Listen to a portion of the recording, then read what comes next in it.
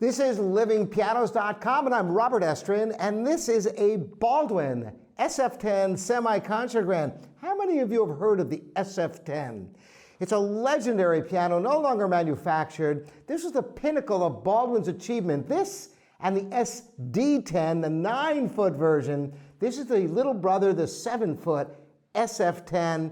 Absolutely wonderful piano. As a matter of fact, truth be known, my personal piano is also a Baldwin SF-10 from this same era. This is built in 1975 when Baldwin was at the top of their game.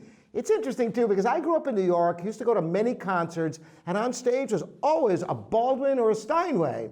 And you had artists like Earl Wild and Leonard Bernstein and my father, Morton Esther, and all Baldwin artists at a time where Baldwin was arguably making better pianos than Steinway.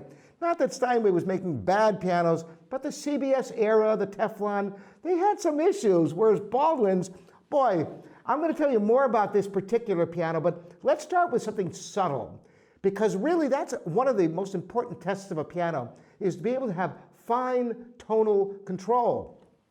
With the Renner action, which Baldwin used only in their SF-10 and SD-10, of course, is one of the greatest actions in the world. We put some brand new Renner Blue Point hammers on this piano. It's also been restrung, but let's have some music. A sarabande from Bach's Fifth French Suite.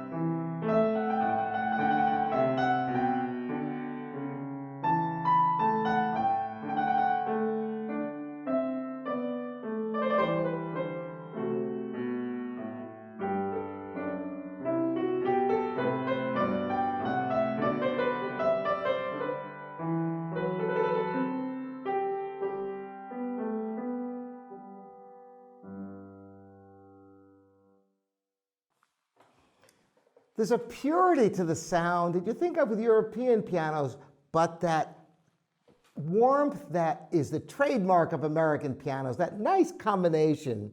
I'm not sure how much had to do with the influence that Baldwin had from Bechstein, which they owned at the time. So, what about the other side? What about when you really lay into this piano? What happens? I bet you're dying to hear the bass, the treble, the whole thing with some energy. So I'm going to play just an intersection of Chopin's Military Polonaise.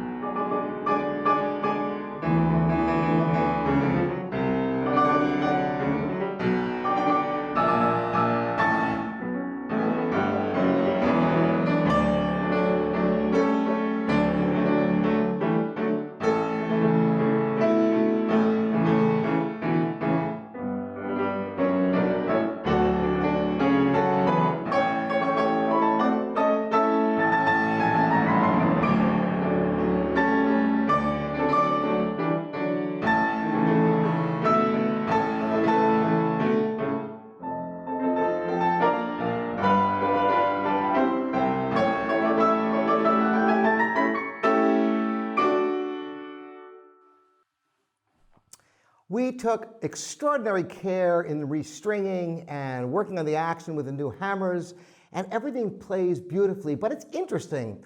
I used to go with my father to New York, because I'm from Long Island, so it was just a drive into the city, when he would be choosing pianos for New York recitals and recordings, and boy, was that fun. Can you imagine being able to play all these concert instruments? My father would let me try them so he could hear them from a distance, and then, of course, I got to hear him play. And there was always, you know, they were very consistent at that time, yet there was always one that just had more singing tone. And this piano reminds me of my piano, which incidentally is the piano I inherited from my father. And it's got that beautiful singing tone that lasts forever in the treble, and the beautiful, clear, thunderous bass. Everything you want in a piano, great action, and it looks nice. I mean, if you're looking for the ultimate piano for your home or for a smaller recital hall, and these pianos are chord grade as well, it's an all-around great piano. That's why I have one.